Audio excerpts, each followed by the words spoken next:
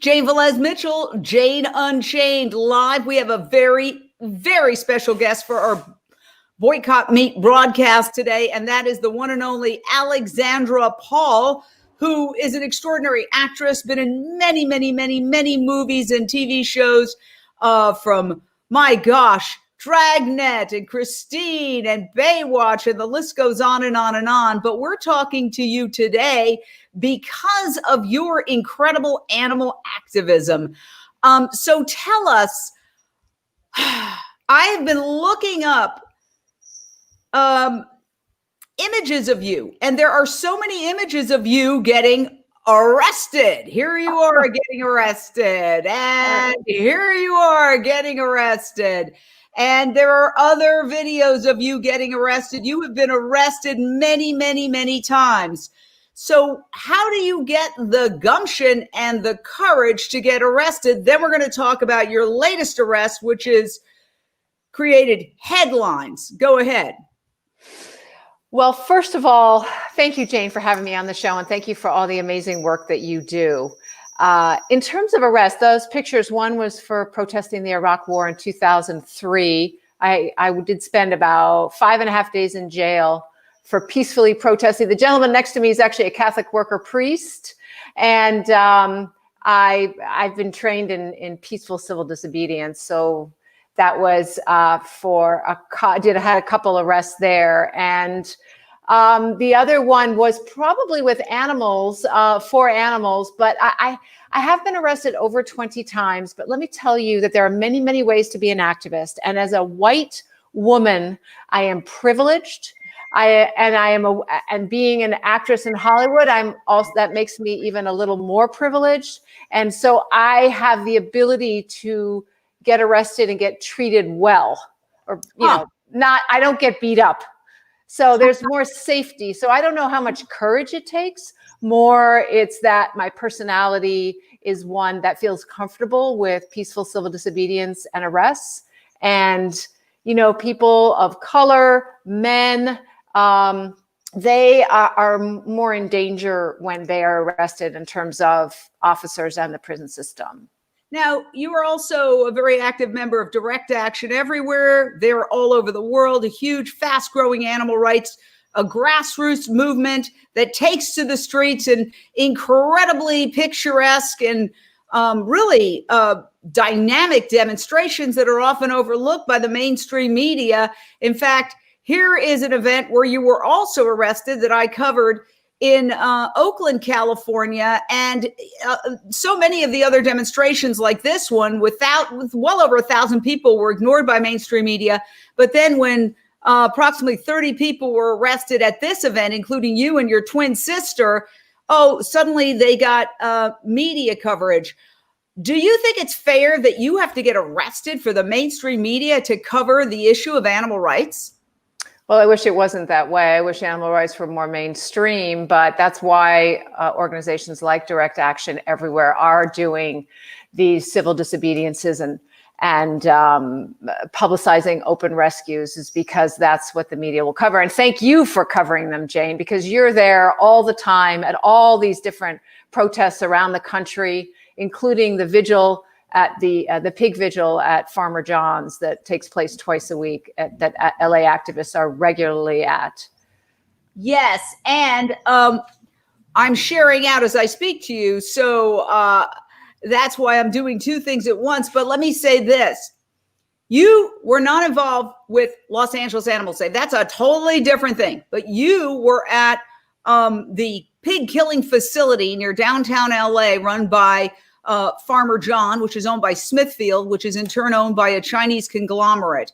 And you, I don't want to put words in your mouth, but you were arrested, and we've got an extraordinary video. But before we show the extraordinary video, can you tell us what your role was so that when people see this video, they will be able to understand what your role was in it? So Farmer John's is a slaughterhouse in Los Angeles, and it kills 7,000 to 9,000 pigs every day.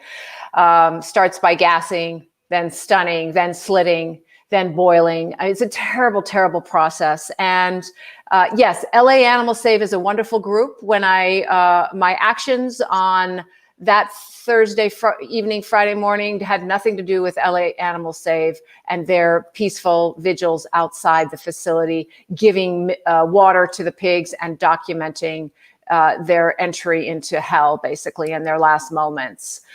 So I was among a team of DXE activists who attempted to rescue one of the pigs that was going to be gassed that morning in that facility, which is a huge facility. And if anyone goes, it's especially horrendous to animal rights activists, because you've seen it, Jane. It's got this mural around 3/4 of it that is such a lie. It's these bucolic pictures of farmers with their overalls and happy pigs with smiles on their face frolicking in the fields, and just the exact opposite of what Farmer John's is. We're going to play the video that you were in. It's extraordinary. Hold on to your seats, people.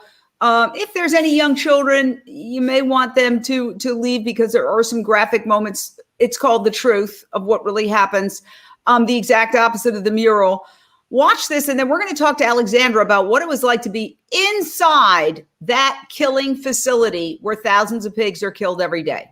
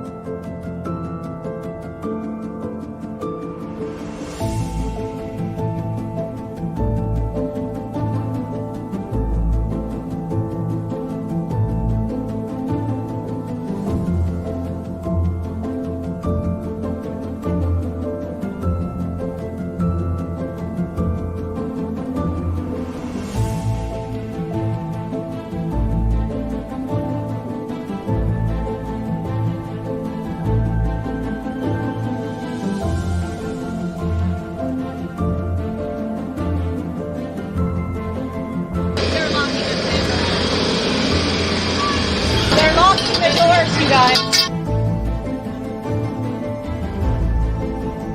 Like, I don't want to make you guys feel like you're like hardcore criminals, but you're not. But it's just part of our procedures.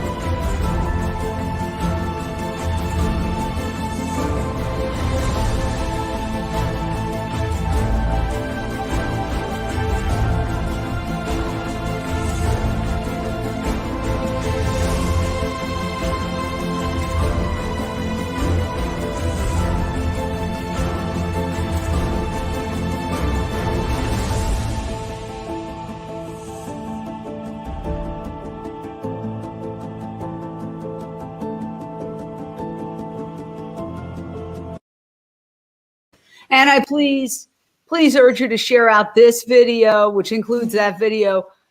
Oh my gosh, Alexandra Paul, tell us about your arrest and tell us what it was like to be inside that hellish facility. I think there were two. What a great team, by the way, of Direct Action Everywhere activists. And we were very sorry not to have been able to rescue her. Her name is Greta. What I realized when I went in there was that these pigs are being held and they're not given any water or food. We know that from their transport in and the vigils outside that they desperately want water. But then they're kept in these pens and they're still not given water and food. And when we were unable to rescue Greta, and she wasn't yet, the workers didn't yet put her back into the paddock with 200 other pigs, she was trotting around in the aisles between the pens. And I realized for the first time, she had space. It was probably the first time she had space. She had no idea what was going on, but she hadn't yet been put back into the crowded pen, and she was reveling in this space. And it, the workers probably thought that I was upset about being arrested, but that's not the case. I am always honored to be arrested for animals. It was that I was watching her and my heart was just sinking because I knew she didn't, that she was going to be gassed in a matter of hours and that we had come this close to giving her an amazing life in a sanctuary. Unbelievable. Now, I have to read Smithfield's response. By the way, Smithfield is owned by a Chinese conglomerate, was one of the largest, if not the largest, takeover of an American company by a Chinese conglomerate. The company responded with the following statement: a Smithfield facility in Vernon, California was recently targeted by an extremist animal rights group that has no regard for the law. In this instance, after a criminal break-in, the activists endangered the safety of personnel and violated standards of animal care. These tactics are aimed at forcing a vegan agenda on Americans, and a smear campaign that disregards facts, relies on false narrative, and promotes a slanted agenda aimed at eradicating animal agriculture. This criminal behavior is despicable. That's their quote. We invite Smithfield on anytime. I want to give you the opportunity, as somebody who was there inside, to respond. I wasn't able to go on the kill floor. Activists a couple days later chained themselves to the kill floor. But I can tell you that I personally, yes, I do want to eliminate animal agriculture. I'm not speaking for anybody else involved that day, but yes, that is my aim. And I think that people would be much happier and the world would be healthier. There wouldn't be a pandemic. And the climate change would be ameliorated if we didn't have animal agriculture and this cruelty and captivity and killing and exploiting of animals. So we endangered absolutely no workers. And if anything, we were trying to save a pig from a terrible, terrible death. So you would do it all over again? Oh, yes. Wow. Your courage is really, it's mind-boggling. How many times did you say you've been arrested already? Well, for animals and with Direct Action Everywhere, I've been arrested 5 times. But in my long life, 57 years, I think it's 21 now. Now, wow. I want to reiterate that I don't feel like I'm courageous. I just feel like as an activist, this is a way that I can express myself, but I give actually just the same amount of honor to people like you who have a mouthpiece and are spreading the word, and to people who donate money or write letters or make phone calls or vigil outside or hold signs or post photos and videos on their social media feed. We're all activists together. We all make up the animal rights movement. The thing about, interesting, they called us a radical group. Unfortunately, I am radical. I wish I were more mainstream. I wish what I believed was more mainstream. What's radical depends not. on the moment of the time. Being an abolitionist would be radical prior to abolition. I think, Earth round society would be radical back in the days that most people believed that the Earth was flat. That word is highly subjective and meaningless, in my personal opinion. Well, I agree. I mean, I wear it proudly. I'm a peaceful, and I believe that it's really radical to eat animals 3 times a day, to kill 7,000 to 9,000 pigs a day in one facility. Smithfield is now building buildings in China that are actually skyscrapers, that they're building with different floors that they can put the pigs on, because they're going to try and stop the next pandemic. But I'm afraid when you capture animals like this in such an horrible automated way, where they're living together so unnaturally, and it's just terrible. There's no way to stop a pandemic. You can try, except for stop eating meat, stop capturing animals, stop exploiting them, caging them, and moving into their habitat. This is not a Smithfield video image, but just take a look at this. This is a nice day for a pig because the pig can actually turn around. Generally, they're kept in gestation crates the size of their bodies, unable to turn around. That's the female pigs, and they go mad. They're smarter than dogs. But is this really the world we want to live in? I mean, look at that. Here's a pig who's down. This is from another investigation that has nothing to do with the Farmer John incident that you were involved in. These are sort of generic just images of the factory farming, slaughter business. And yet there are so many people who walk around talking about how they love animals and they're peaceful in general and they don't want to do any harm and they want to do everything with love. But if they're eating a slice of bacon or they're eating a slice of ham, they're participating in some of the worst violence against very sentient beings. What do you say to those people? Because, Alexandra, it's ultimately a consumer issue. If everybody stopped eating pigs and cows and chickens and turkeys and lambs, boom, this would stop. And a lot more would stop too. The fouling of waters, the greenhouse gas issues, because as we know, animal agriculture is the #1 contribution of greenhouse gases. I don't say much to people because I myself was 14 when I went vegetarian, and it wasn't until 33 years later that I became vegan. So my process was slow. I gave up wearing animals in my 20s and all products tested on animals in my 20s. But giving up that last bit of dairy was especially hard for me. And I feel it was probably my biggest regret in life is taking so long to go vegan, because not only did it make the world a better place, but it made me a better person, a different person, actually. It's really interesting how I've changed just by being vegan. The way I look at the world is completely different.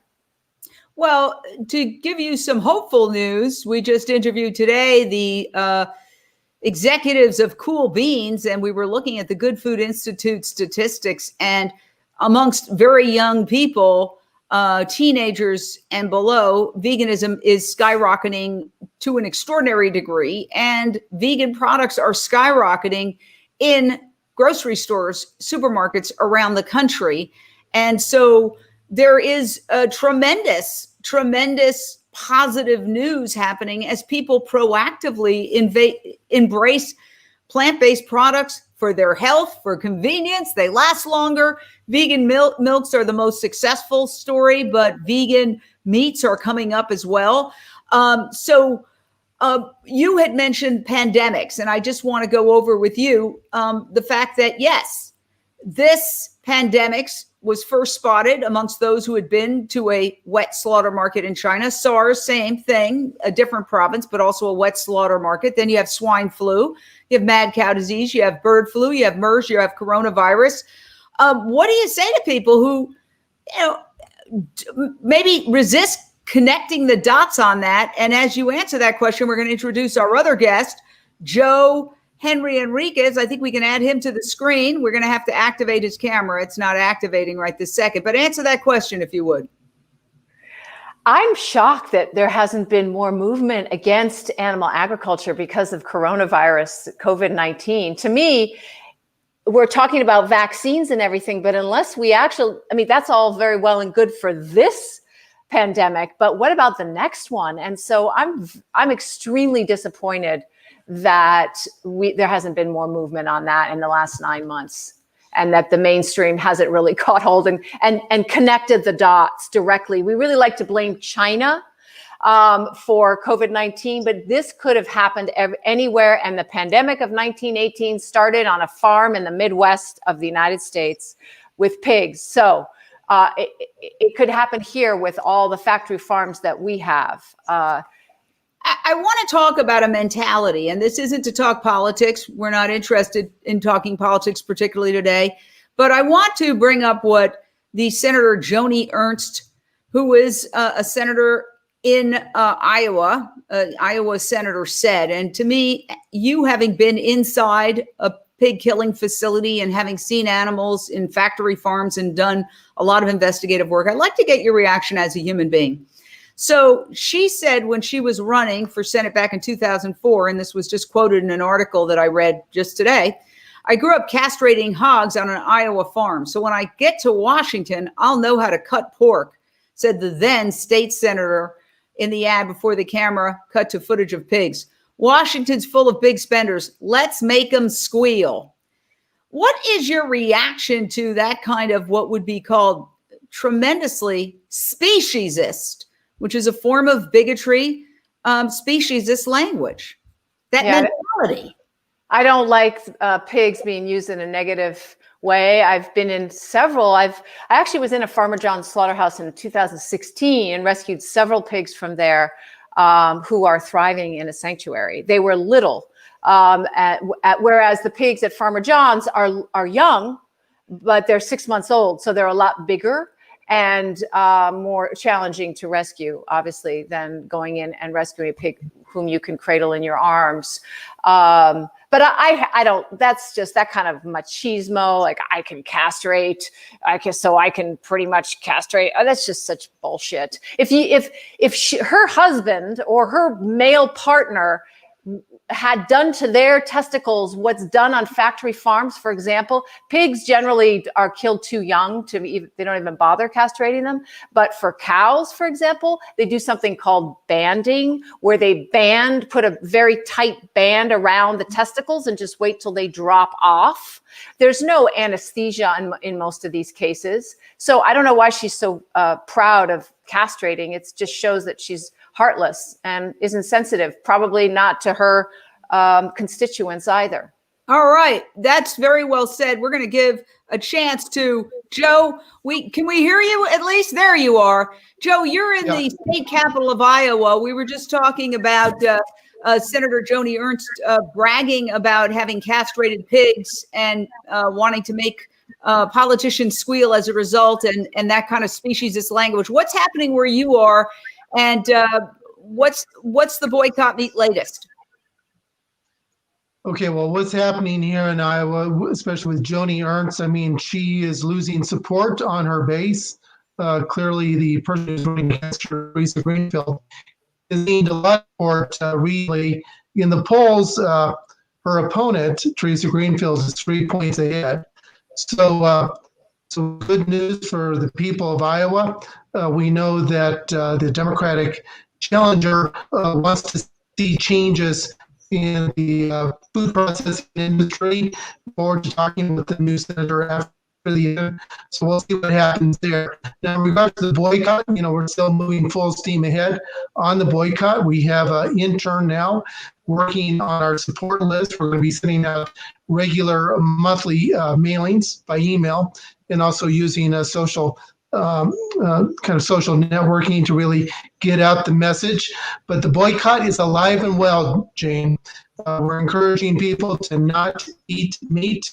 We just recently, as of today, received a phone call from one of the workers, working at one of the slaughterhouses here in Iowa, who has been telling us about the poisonous meat on the assembly lines, the water and oil that's dripping on the meat as it's going down the assembly line.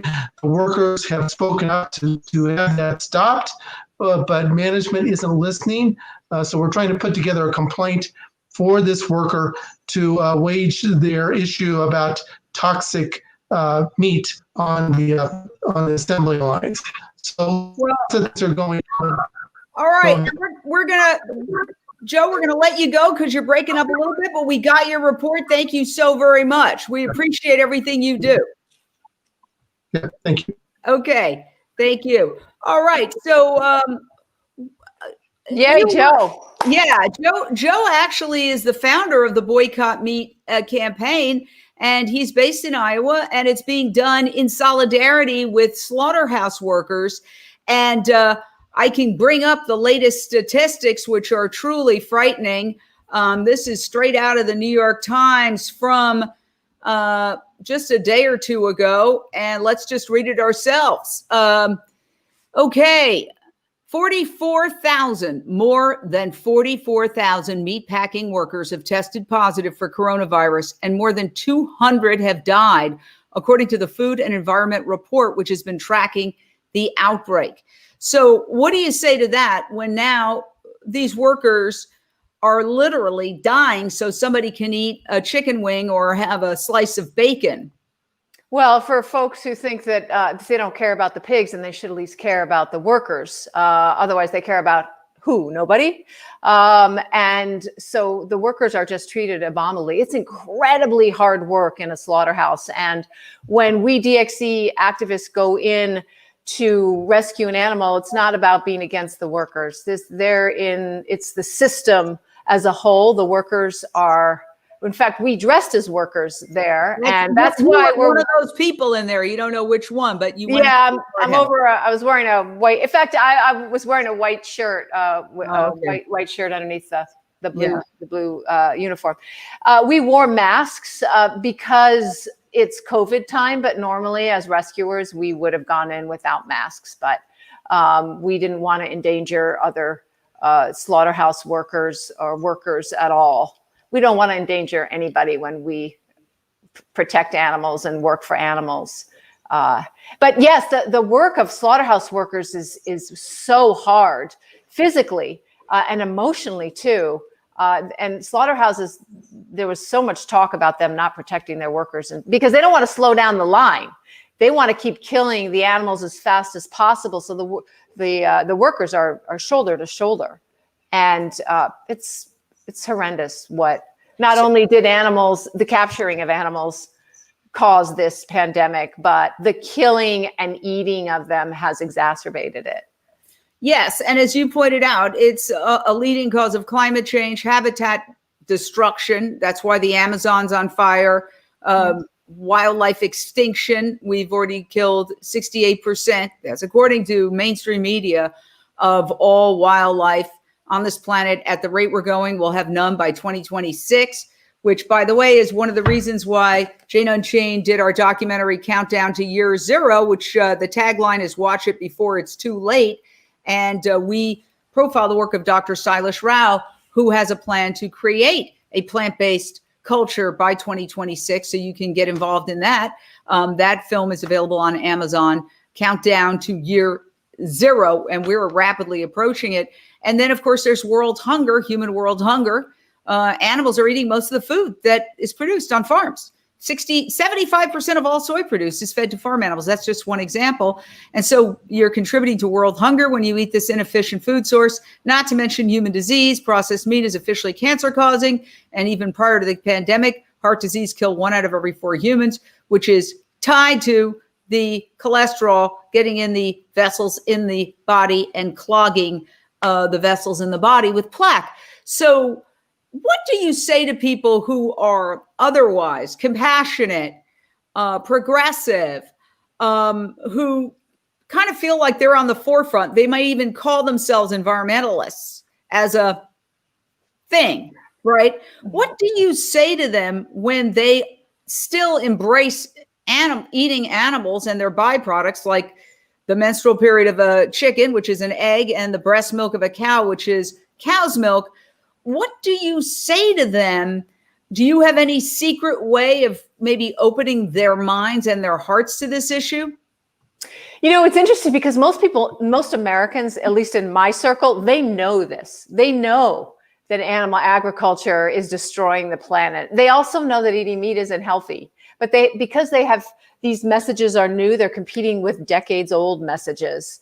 The environmental movement just started in the last maybe 2 years, maybe since the Cowspiracy movie started, yes, including animal agriculture in its mission statements as a way to combat a lot of environmental ills. So the environmental movement just sucks basically when it comes to animals and animal agriculture. I mean, a lot of the big the big environmental organizations were serving fish or meat at their galas as well as, by the way, styrofoam here and there too. So they're just, I get so pissed off. It's why I generally just align myself with smaller organizations that aren't so bent on, having big galas and making money, ones that actually do things.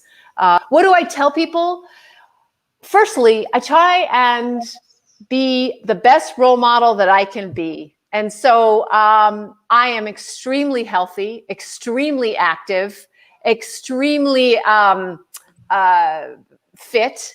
I'm 57, and I think I'm a good testament to eating a whole food, plant-based diet. Actually, I'm not at all completely whole foods, by the way, but I'm certainly a testament to eating. You mean you have toast every so often? Actually, I just had a hummus and tomato sandwich on bread just before this interview. But yeah, so I have, no animal products for the last 10 years. And for the most part, for the last 44 years or something.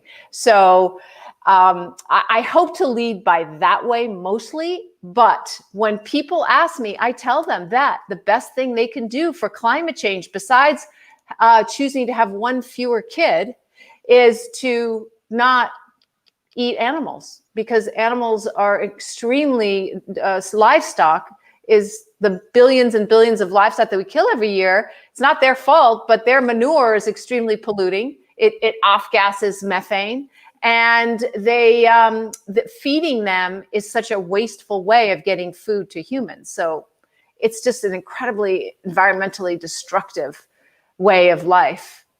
Well, it seems like the message is slowly getting out. I do feel in the pandemic, thought leaders, like let's say MSNBC's Rachel Maddow, certainly no indication she's any kind of vegan, but she has talked a lot about slaughterhouses.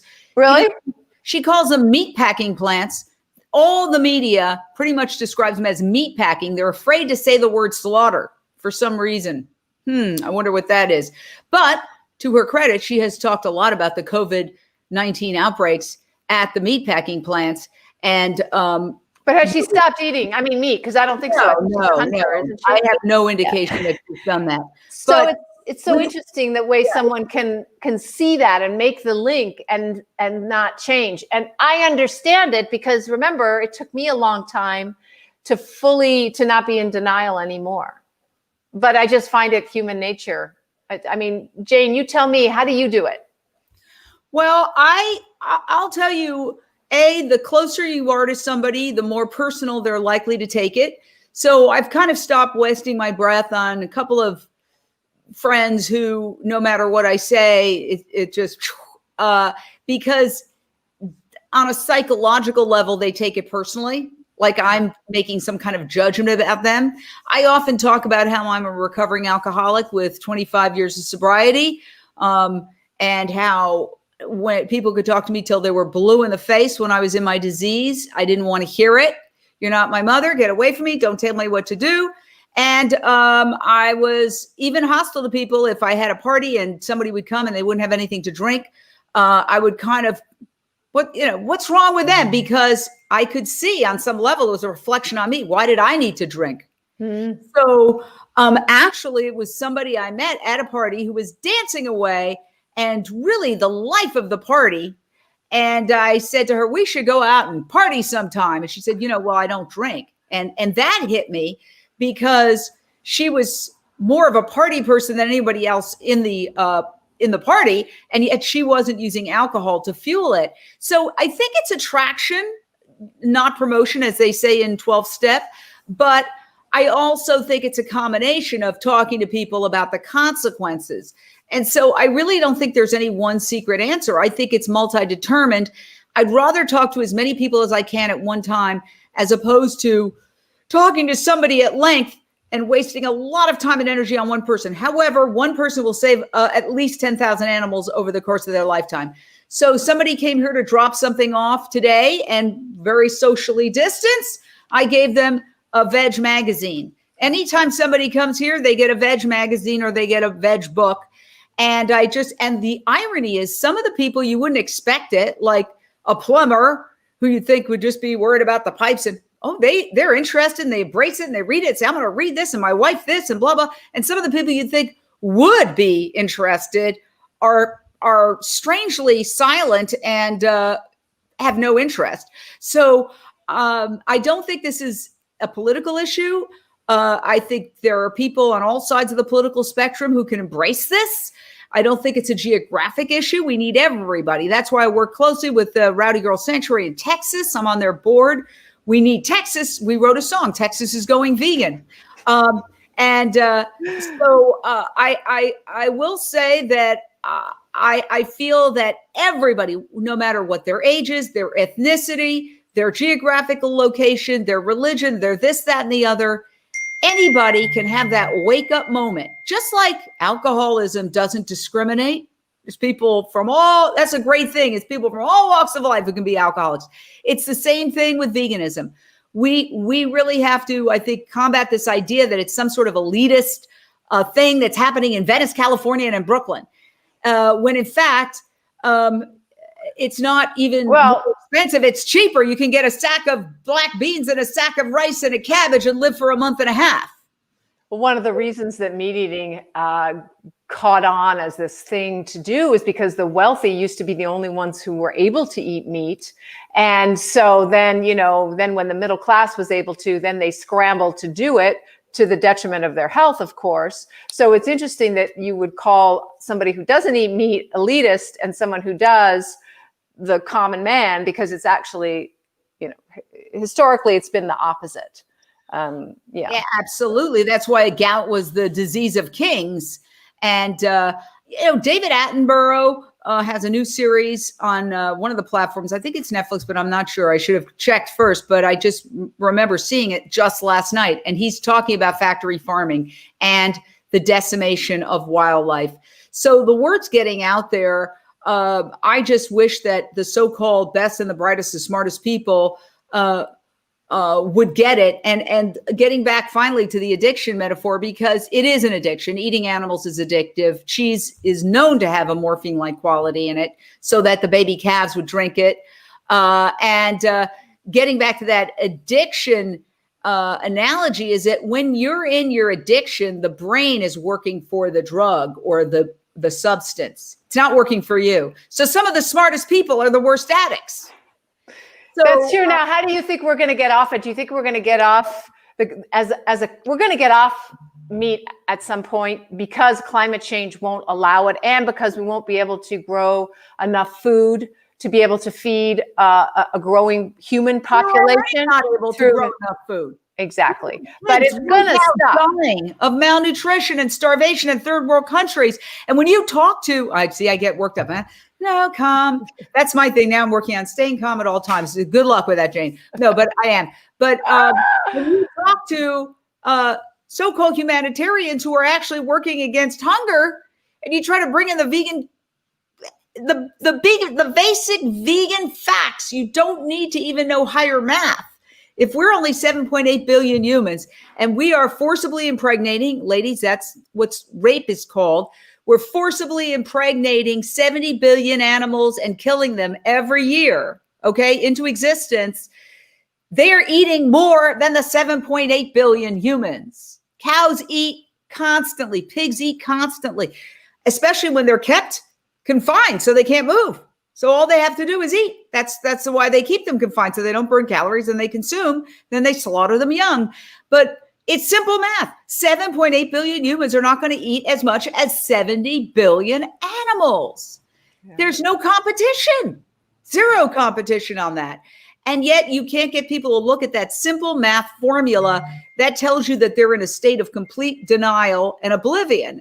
And we've had experiences like that in the past where people just don't want to know. Don't tell me. Plausible deniability. What are the horrors in World War II? I don't want to know. This is something that's part of the human psyche, unfortunately, where we just want to tune out what's inconvenient for us. That's exactly right. Well, hopefully what will happen is that because it will become inconvenient financially too devastating, especially if there's another pandemic that comes from, well, there will be, that comes from animals. in a factory farm, then you'd hope that governments would start to change and recognize that these big companies like Smithfield are just, they're exporting pathogens and pandemic. But with the advent of the Good Food Institute's food that tastes like meat, that can help, and that's made from the cells of animals, but it's something I wouldn't personally eat because it still has an animal in it. A few animals had to be got their cells from a few hundred, but for those who are not animal rights activists, then maybe this is the answer. They'll get their meat substitute, which will taste the same, but without the pathogens, without the E. coli and all the sickening things that meat has in them, and without devastating the planet at the same time. Well, I just want to say thank you so much, Alexandra Paul. And we always invite any company mentioned or any representative of the meat industry. I would love to dialogue with them. You're invited on any time at all. Again, what amazing heroism you have shown. I don't even know your nerves of steel. I'll have what she's having. Okay. Check back in. My court date is in February, so we'll talk then, and I'll let you know what happens. Yeah, I'd love to have you back after your court date. Absolutely. Yeah. Alexandra Paul, actress, activist, thank you for joining us. I love you, Jane. Bye. Thank you for having me on. Oh, thank you for being here. Bye.